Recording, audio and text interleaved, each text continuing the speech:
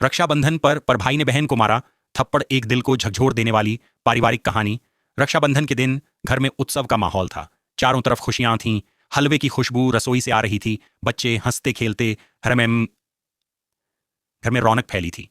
लेकिन किसे पता था कि कुछ ही पलों में वो घर रणभूमि बन जाएगा। जतिन की मां पूरे उत्साह से कहती हैं, बेटा राखी पास है, अपनी बहन को बुला ले, त्योहार बिना बहन के अधूरा लगता है।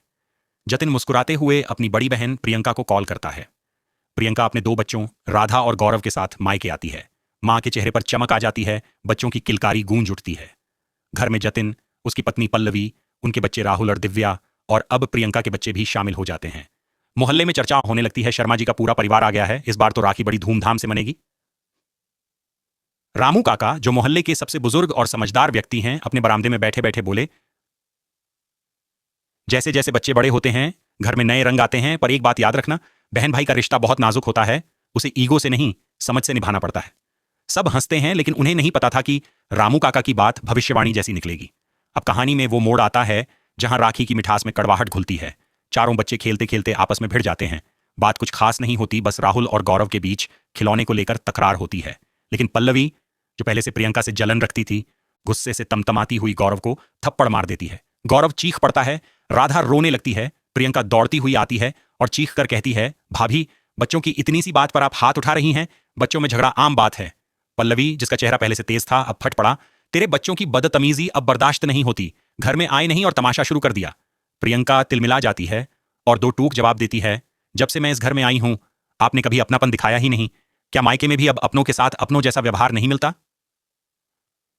तभी जतिन बाहर से मिठाई लेकर लौटता है और सामने ये झगड़ा देखकर उसका पारा चढ़ जाता है।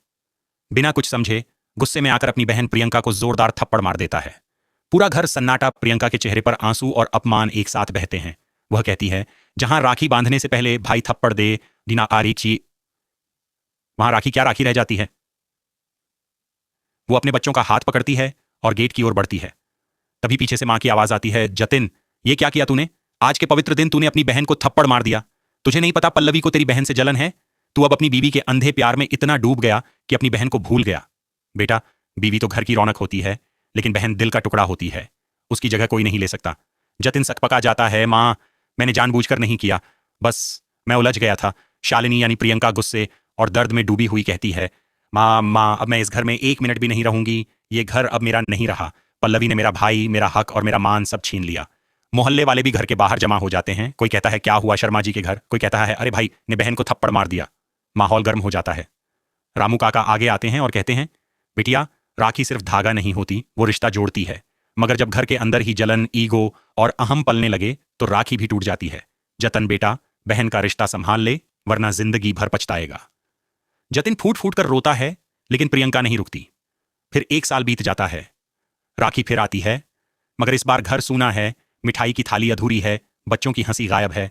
जतिन अपनी कलाई को खाली देखकर कहता है, काश उस दिन मैं गुस्से में ना बहता, काश मैं समझ पाता कि बहन सिर्फ जन्म की नहीं, आत्मा की भी साथी होती है। सीख, छोटी छोटी गलतफहमियां अगर समय पर सुलझाई ना जाएं तो सबसे मजबूत रिश्ते भी टूट जाते हैं। बच्चों की लड़ाई बड़ों की लड़ाई ना बने।